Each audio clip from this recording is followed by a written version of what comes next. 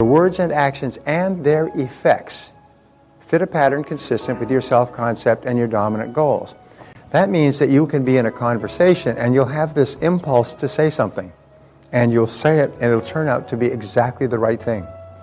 When I'm doing seminars like this, very often I will pull, you see I go off subject or off topic a lot when we're talking.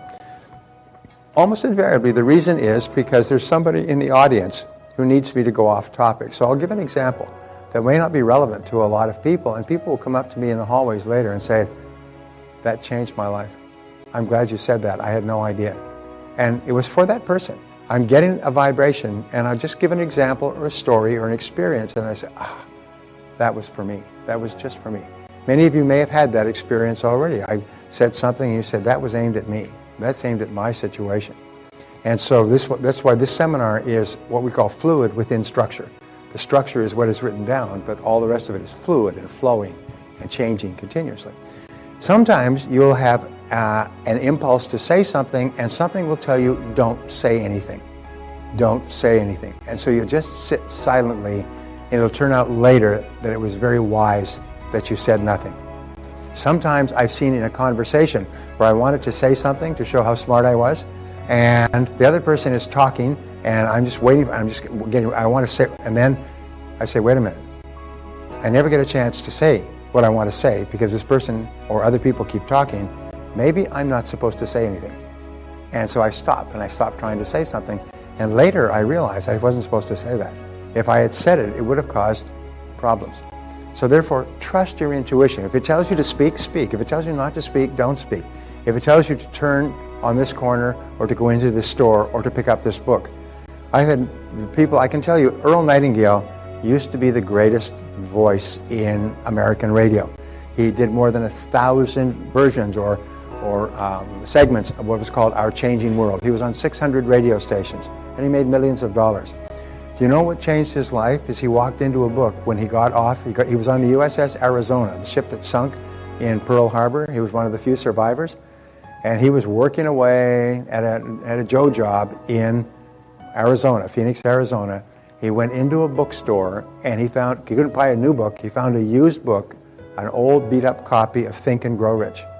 And he talks about this. He said he bought this copy of Think and Grow Rich and took it home, and it told about setting goals and doing what you really desire and trusting infinite intelligence.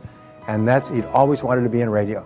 And he went down to a radio station and talked them into hiring him on late night radio. He became one of the most well-known radio voices in history and an extraordinary success.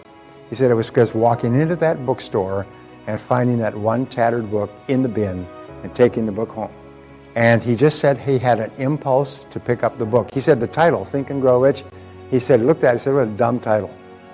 And he was about to go on, and something just caused his hand to reach out and get the book, and it changed his life. It changed the life of many other people, too. So, if you have an impulse, something to do or say, be sure to do it.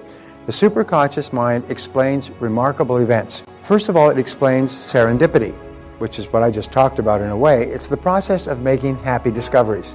Remember, there were 3 princes of Serendip. It's a fairy tale who go around the countryside in days of old, and wherever they went, people would make happy discoveries. And for example, they would go to this farm, and while they're at the farm, the major storm comes up, and the river rages, and the river washes away half of the farm. And the farmer is in despair. He said, and they're very, very cheerful. They said, "Well, let's not be in despair. You never know what good could come of this." And they go out on the farm, and the river has washed away the dust from a massive bank of jewels and precious stones that made the farmer one of the richest men in the kingdom.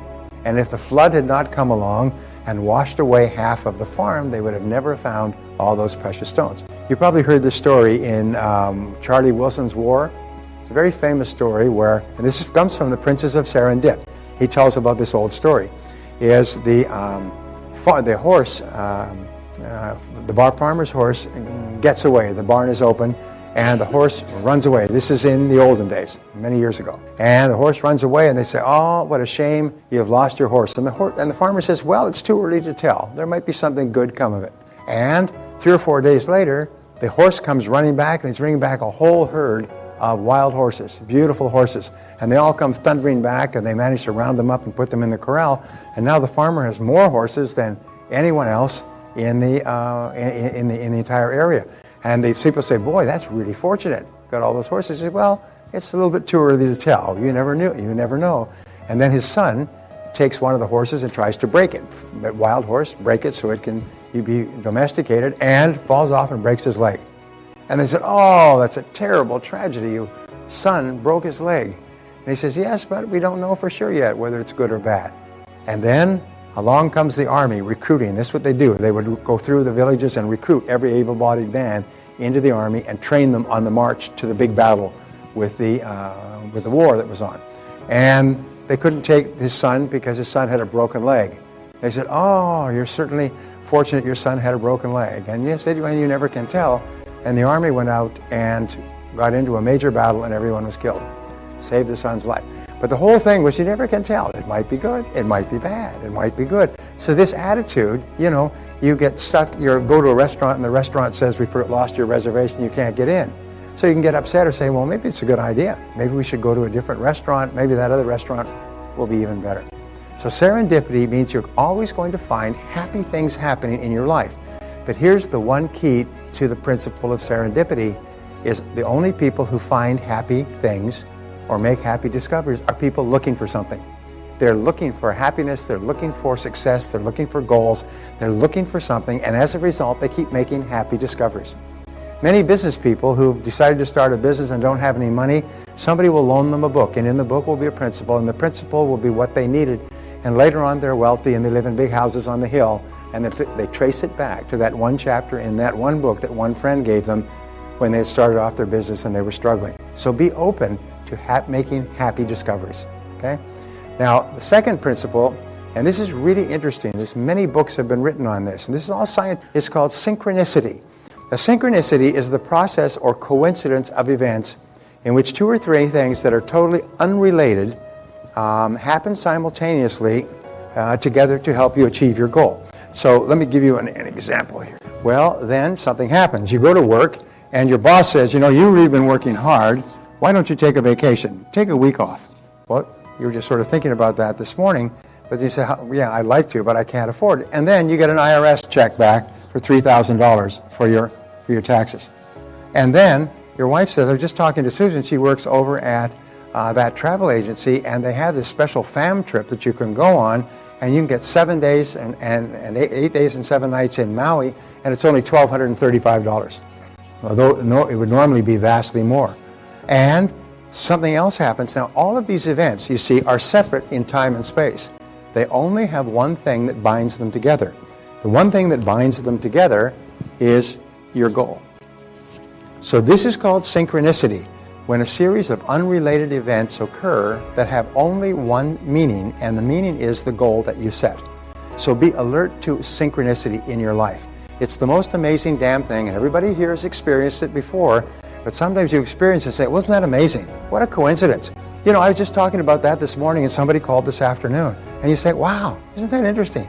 Well, this is what happens when the superconscious mind works. So in the logical world, things have a cause and effect relationship. In the superconscious world, you do this, you get that. In the superconscious mind, things have a synchronicity relationship. Is completely unrelated events happen, sometimes on the other side of the world, that cause you to be successful. Here's an example. Car sales are down for U.S. car makers. But suddenly, the biggest Japanese car makers can't get parts because of the tsunami and the nuclear reactor. And so what has happened? There's been an upsurge of sales in American cars. Have you noticed that? That would be worth hundreds of millions and billions of dollars. It may transfer people's loyalties from Japanese cars to American cars. It could save people's careers. I mean, the number of ripple effects from that, but you can be sure of one thing, is that everybody working in the American car industry was hoping and wishing and praying and dreaming for something that would happen to increase the sales of their cars. And then things happen on the other side of the world that are completely unpredictable and inexplicable. So watch for synchronicity, and the more you watch for it, the more it will happen. Events are organized on the basis of meaning, and the significance they have are defined by you and the goals that you have. It's the meaning of the events. Now, a monitor circuit means that you can actually pre-program your mind. And the way you do it, you remember that your subconscious mind and your superconscious can only respond to positive commands. I used to teach karate, and the karate school that I took over had been run by an ex-sergeant from the military, and he was always telling people, don't do this and don't do that, and stop doing this and stop doing that. And what I learned before I took over the school is that the person cannot visualize a negative command. In other words, we can't visualize don't do something. If I say to you, don't trip, you cannot create a visualization of not tripping, but if I say pick up your feet, you can see clearly, pick up your feet. So always when you give instruction, you give positive instruction. Do it this way rather than that. Do it this way. Well, a monitor circuit only accepts commands that are positive. So you don't say, I want to remember not to forget my keys. So what you do is you say, remember to take my keys with me when I leave. Remember to take that out of the refrigerator before I go. Remember to pick this up when I'm on my way home. Remember to do this. And when you say that, your superconscious mind takes it, and exactly at the moment you're walking past that table, it'll twig it into your arm, your mind, and you'll get the keys. It's the most amazing darn thing, and you've all had this experience. Well, there's two places where monitor circuits are used, and you can use it for anything. You can pre-program yourself to call somebody, to stop off, to pick something up, to do something, and so on. And the first place where people program their minds is, first of all, with parking spaces. There are people, Barbara is even better at it than I am, who always get parking spaces. Yesterday we went to a restaurant, and the restaurant was jammed. You know, everything was busy Friday night. The restaurant was absolutely jammed, and we drove around in the parking lot, and there was not a single, even illegal place that you could park. And Barbara said, well, go up to the front. There'll be one right by the front door. Well, I had just driven past the front door, and there weren't any parking spaces there, and men don't like women to give them instructions about driving. And so I drove all the way around and got all the way back to the front door, and someone had just left from the parking spot right into the front door. I just drove into the parking spot and literally walked 6 feet into the restaurant. It was empty. In other words, somebody had been holding the space for us and was waiting until we had come a full circle around and then backed up and drove away. Now, the other place that you can get parking, and by the way, I've taught this many times, the key is, do you believe that you can get a parking space? If you do, you will. The second place is waking up without an alarm clock. Is there anybody here who wakes up without an alarm clock? Yeah. What you do is you can make a decision to wake up at any time you want for the rest of your life, and you'll never wake up. You never need an alarm clock. Your body actually will start, and even I travel as many as 12 time zones in a day. I've spoken in Ekaterinburg, Russia. That's 12 time zones from San Diego, flowing all the way there via Frankfurt, via Moscow to Ekaterinburg, 12 hours time change. I can go to sleep and wake up exactly on the minute that I set my mind for in Ekaterinburg time. There are a lot of people who get colds and flus. Do you know why people get colds and flus? It's because they don't decide not to.